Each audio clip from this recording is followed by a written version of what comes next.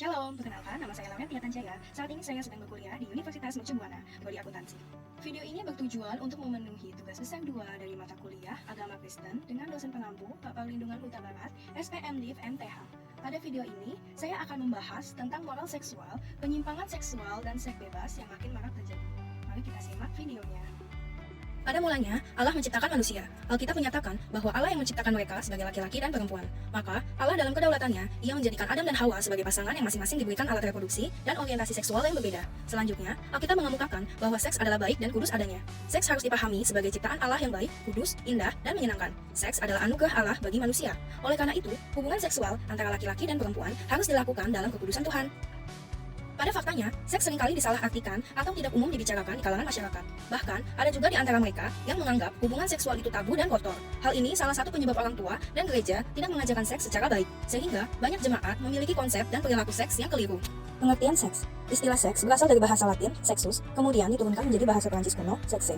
Menurut Kamus Besar Bahasa Indonesia, kata seks diartikan jenis kelamin, hal yang berhubungan dengan alat kelamin seperti senggama dan berahi. Seks adalah perbedaan badani atau biologis perempuan dan laki-laki yang sering disebut dengan kelamin. Seks yang dianugerahkan Tuhan kepada manusia pada hakikatnya adalah baik. Seks diberikan dengan maksud dan tujuan yang mulia. Namun, kejatuhan manusia di dalam dosa sangat berpengaruh terhadap semua aspek kehidupannya, termasuk dalam hal tindakan seksual. Seks dipahami sebagai pemenuhan hawa nafsu semata tanpa menghiraukan kekudusan seksual di hadapan Allah.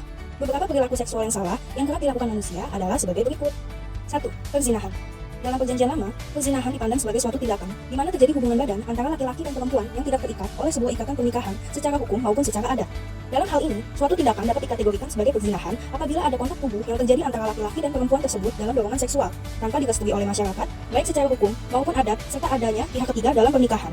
Dalam perjanjian baru, Tuhan Yesus membuat rumusan tentang perzinahan yang berbeda dengan konsep perjanjian lama. Dalam Matius 5, ayat 27-28, Tuhan Yesus berkata, "Kamu telah mendengar firman, jangan berzina. Tetapi aku berkata kepadamu, setiap orang yang memandang perempuan serta menginginkannya, sudah berzina dengan dia di dalam hatinya." Tuhan Yesus mengisyaratkan bahwa suatu tindakan dapat dikategorikan perzinahan, tidak harus atau tidak perlu lebih dulu adanya unsur kontak tubuh. Dosa tidak ditentukan pada apa yang kelihatan saja, tetapi juga apa yang tidak kelihatan, yaitu motivasi hati. Inilah yang sering juga disebut zina dalam hati. Perzinahan ialah perbuatan yang ditentang oleh Allah, sehingga siapa saja yang melakukannya akan menerima hukuman dari Tuhan. 2. Onani atau masturbasi. Kata onani dalam bahasa Ibrani diterjemahkan dari kata onan, artinya kuat. Onan adalah nama putra kedua Yehuda dan istrinya Batshua atau anak perempuan dari Shua, seorang Kanaan. Ketika abangnya yang bernama Er mati, Onan disuruh oleh Yehuda ayahnya untuk menikahi Tamar, janda abangnya. Kata Yehuda, "Hampirilah istri kakakmu itu, kawinlah dengan dia sebagai ganti kakakmu, dan bangkitkanlah keturunan bagi kakakmu." Tetapi Onan tahu bahwa bukan ia yang mempunyai keturunannya nanti. Sebab itu, setiap kali ia menghampiri istri kakaknya itu, ia membiarkan mandinya terbuang, supaya ia jangan memberi keturunan kepada kakaknya. Tetapi, yang dilakukannya itu adalah jahat di mata Tuhan, maka Tuhan membunuhnya. Berangkat dari kisah Onan, muncul istilah kata onani dengan pengertian seorang laki-laki yang mengeluarkan air maninya dengan merangsang dirinya sendiri. Onani memiliki motivasi untuk mendapatkan kenikmatan biologis tanpa berhubungan dengan lawan jenis, sedangkan masturbasi adalah proses memperoleh kepuasan seks tanpa berhubungan kelamin. Dalam perspektif iman Kristen, onani atau masturbasi dapat dikategorikan sebagai dosa percabulan dikarenakan bertujuan untuk pemuasan hasrat seksual yang tidak normal. Seseorang yang melakukan onani atau masturbasi membiarkan pikiran, perasaan, dan anggota-anggota tubuhnya berbuat kenajisan di hadapan Tuhan.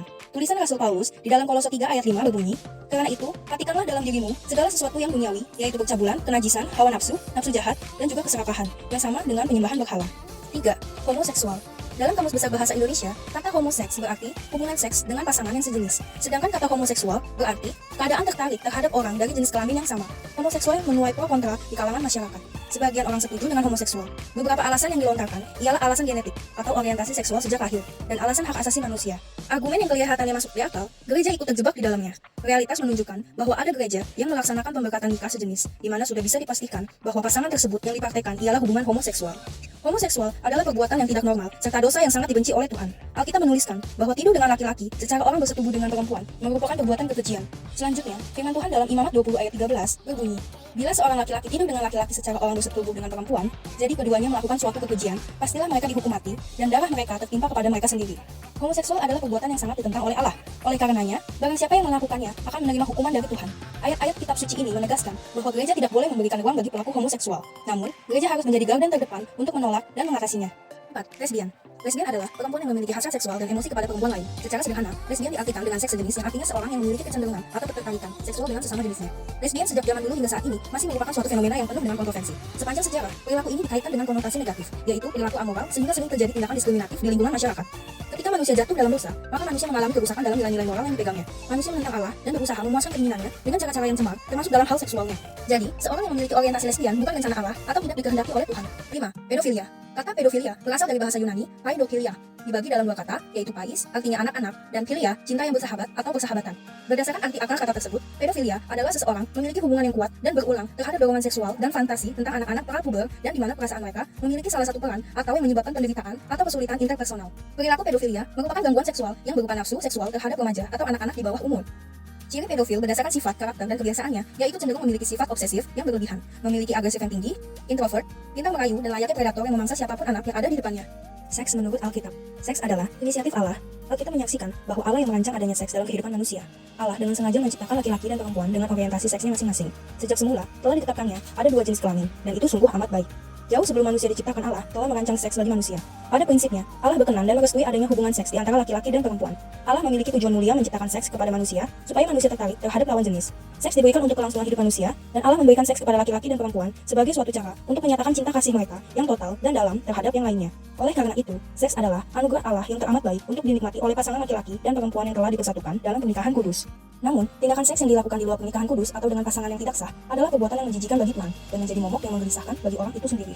Kesimpulan, seks merupakan ciptaan Tuhan yang teramat baik bagi manusia. Allah mengaruniakan seks agar manusia memiliki keintiman, kesatuan, dan kenikmatan dengan pasangan lawan jenisnya. Seks tidak boleh dimengerti secara keliru.